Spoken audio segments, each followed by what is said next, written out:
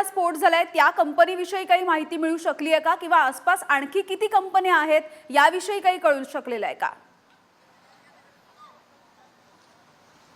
यामिनी हा संपूर्ण परिसर जो आहे तो MIDC फेज 2 चा हा परिसर आहे। अनेक केमिकलच्या कंपन्या असतील, कारखाने जे आहेत ते या ठिकाणी आहेत आणि त्यामुळे ही ज्या कंपनीमध्ये ही आग लागलेली आहे ती केमिकलची कंपनी आहे। या कंपनीमध्ये मोठ्या प्रमाणात केमिकल जे आहे ते यूज होत होतं आणि त्या केमिकलचा कुठेतरी स्फोट झाला आणि त्या स्फोटचं रूपांतर मोठ्या आगीमध्ये पसरलेलं होतं। ही आग एवढी भीषण होती की आसपास लागलेले जे काही कंपन्या होत्या, जे काही गाड्यांचं शोरूम होतं त्यांना देखील आग मोठ्या प्रमाणात झाली आणि काही वेळातच या संपूर्ण परिसर जो आहे तो आगीच्या चपेट्यामध्ये आलेला पाहायला मिळाला। अख्खे आगीचे लोळ किंवा धुराचे लोळ जे आहेत ते या संपूर्ण परिसरामध्ये पसरलेले पाहायला मिळतात। अग्निशमन दलाचे जे काही पाण्याचा फोर्स जो आहे तो खरं तर आतमध्येपर्यंत पोहोचू शकत नाहीये, त्यामुळे कंपनीचा जो काही बाहेरचा भाग आहे तो आतापर्यंत विझवण्यात यश आलेलं आहे। मात्र आतमध्ये कुठलीही अग्निशमन दलाची यंत्रणा ती तिथपर्यंत पोहोचू शकत नाहीये, त्यामुळे आतमधली जी महत्वाची जी आग आहे, जी मोठी आग जी आपण आता कॅमेऱ्याच्या दृश्यातनं पाहू शकतोय ती कुठेतरी विझवण्यामध्ये अडथळा येतोय। ज्या वेळेला हा स्फोट झाला त्यावेळेला जर आपण आसपासची जर परिस्थिती पाहिली तर जसा आसपासच्या परिसरातले जे पत्रे असतील, काचा असतील ते फुटलेले आहे। ज्या कंपनीत आग लागली ह्या समोरच्या ही एक फॅक्टरी आहे, त्या फॅक्टरीची जर आपण आता दुर्दशा पाहिली तर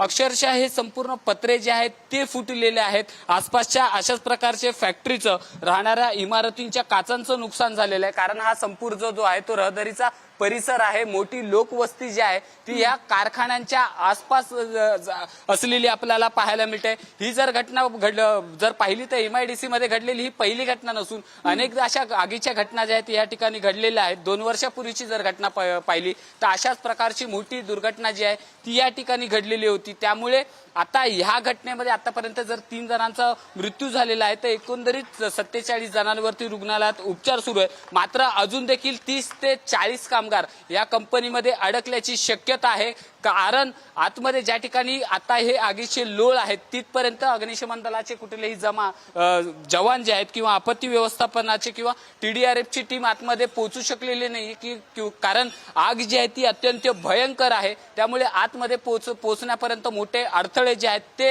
येताना पाहायला मिळत आहेत। जसे जसे आग जी आहे ती कमी होते त्या ठिकाणापर्यंत NDRF ची टीम, TDRF ची टीम आणि अग्निशमन दलाचे जवान जे आहेत ते पोहोचतायत। आतापर्यंत 3 जणांचा मृतदेह या ठिकाणाहून काढलेला आहे, 47 जणांना सुरक्षितरित्या काढलेला आहे। मात्र 30 ते 40 जण अजून देखील ह्या कामगार या कंपनीमध्ये अडकल्याची भीती जी आहे ती वर्तवण्यात येते। त्यामुळे आता कधीपर्यंत ही आग पूर्णपणे शांत होते आणि नेमका आता आतमध्ये असणाऱ्या कामगारांमधल्या किती कामगारांना वाचवण्यापर्यंत यश मिळतं हे देखील पाहणं गरजेचं राहणार आहे। यामिनी अगदी निकेश, खरं तर या लाईव्ह दृश्यांमधून जे आपण बघतोय या आगीची तीव्रता, तिची दाहकता हळूहळू वाढताना दिसतेय आणि आसपासचा बाकीचा जो परिसर आहे, आसपासच्या ज्या कंपन्या आहेत त्या सुद्धा ही आग आता गिळंकृत करते की काय अशी परिस्थिती निर्माण झाली आहे। अग्निशमन दलाकडून याबद्दलची काही माहिती कळू शकली आहे का? खरं तर आगीच्या जेव्हा जेव्हा घटना घडतात तेव्हा एक लेवल दिली जाते, त्या घटनेचं जे स्वरूप असतं त्यावरून सध्या किती अग्निशमन दलाच्या गाड्या तिथे कार्यरत आहेत?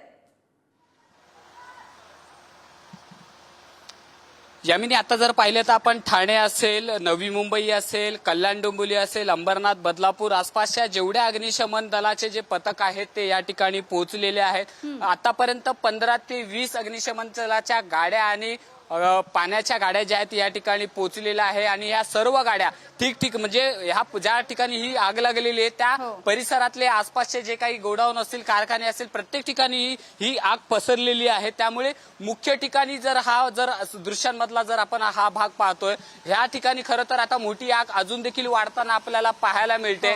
त्यामुळे अग्निशमन दलाची मोठी टीम असतील किंवा TDRF ची टीम आता काही वेळापूर्वीच या ठिकाणी पोहोचलेली आहे। ही TDRF ची टीम ही आतमध्ये पोहोचण्याचा प्रयत्न करते, मात्र आग जी आहे ती कुठेतरी शांत होताना दिसत नाहीये। त्यामुळे TDRF च्या टीमला देखील आतमध्ये पोहोचण्यासाठी मोठा अडथळा जो आहे तो येताना आपल्याला पाहायला मिळतोय। आग कुठेतरी शांत होईल असं काही वेळापूर्वी वाटत होतं, मात्र आतमध्ये जे काही ब्लास्ट जे आहेत ते आता होताना पाहायला मिळतं। हळूहळू एक एक करून ब्लास्ट जे आहेत ते अद्याप देखील सुरू आहेत। त्यामुळे ही आग कशी शांत होईल, कशी विझवता येईल याचे प्रयत्न जे आहेत ते शर्थीचे प्रयत्न अग्निशमन दलाकडनं सध्या तरी पाहायला मिळत आहेत.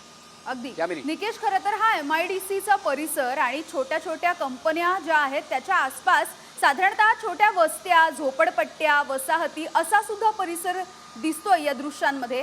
त्या सगळ्या लोकांना काही सुरक्षित ठिकाणी हलवण्यात आलंय का? त्यांची व्यवस्था नेमकी कुठे करण्यात आली आहे?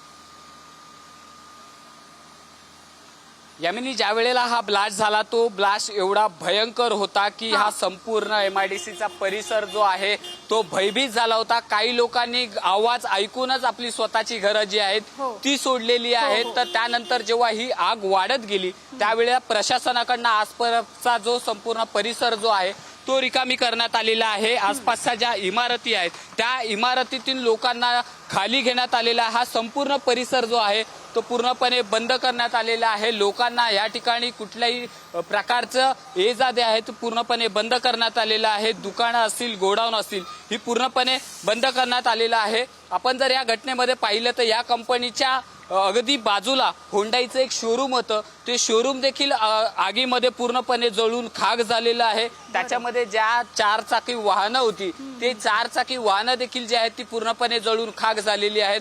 त्यामुळे आगीची आणि या घटनेची तीव्रता बघता प्रशासनाने मोठी गंभीर दखल घेतलेली आहे आणि आसपासचा संपूर्ण परिसर जो आहे तो रिकामी केलेला आहे. आता ह्या संपूर्ण परिसरामध्ये फक्त अग्निशमन दलाचे जवान असतील, रुग्णवाहिका असतील, TDRFची टीम असतील, डॉक्टरांची टीम असतील आणि पोलिसांचं मोठं पथक जे आहे ते या ठिकाणी तैनात करण्यात आलेलं आहे. आणि ह्या सगळ्यांकडनं प्रयत्न जे एकच सुरू असलेले पाहायला मिळत आहेत ती म्हणजे ही समोर असलेली जी आहे धगधगती आग ती कधी शांत होते, ती कधी विझवली जाते, ह्याचे प्रयत्न जे आहेत ते सध्या तरी आपल्याला करताना पाहायला मिळते. कारण जोपर्यंत ही आतमधली आग पूर्णपणे शांत होत नाही, विझवली जात नाही, तोपर्यंत आसपासमध्ये होणारे ब्लास्ट जे आहेत ते शांत होणार नाहीयेत. आग विझली जाते मात्र आतमध्ये छोटे छोटे स्फोट जे आहेत ते अद्याप देखील होताना पाहायला मिळत आहे. त्या स्फोटांचा आवाज जो आहे अजून देखील ह्या डोंबिवलीकरांच्या कानावरती पडताना पाहायला मिळतोय. त्यामुळे ही आग आता कधीपर्यंत विझते याचकडे सगळ्यांचं लक्ष लागलेलं आहे.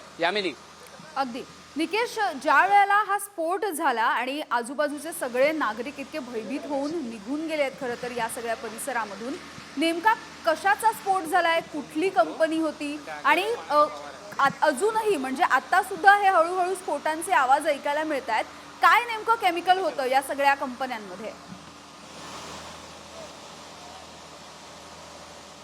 नक्कीच यामिनी, ही कंपनी फक्त केमिकलची आहे एवढीच माहिती अद्यापपर्यंत मिळालेली आहे. कारण ज्या वेळेला ही आग लागली त्यावेळेला फक्त धावपळीचं वातावरण जे आहे ते या ठिकाणी पाहायला मिळालेलं. आसपासचा परिसर कसा रिकामी करण्यात येईल असे प्रशासनाकडनं ही सध्या तरी खबरदारी जी आहे ती घेताना आपल्याला पाहायला मिळालं होतं. मात्र ही केमिकलची कंपनी जर पाहिली तर आसपास जेवढ्या कंपन्या आहेत त्या कंपन्या देखील केमिकलच्या आहेत. त्यामुळे स्फोटांचा आवाज जो आहे तो मोठा होताना आपल्याला पाहायला मिळतोय. ही आग जी आहे ती अजून देखील वाढत असतानाच आपल्याला पाहायला मिळतंय.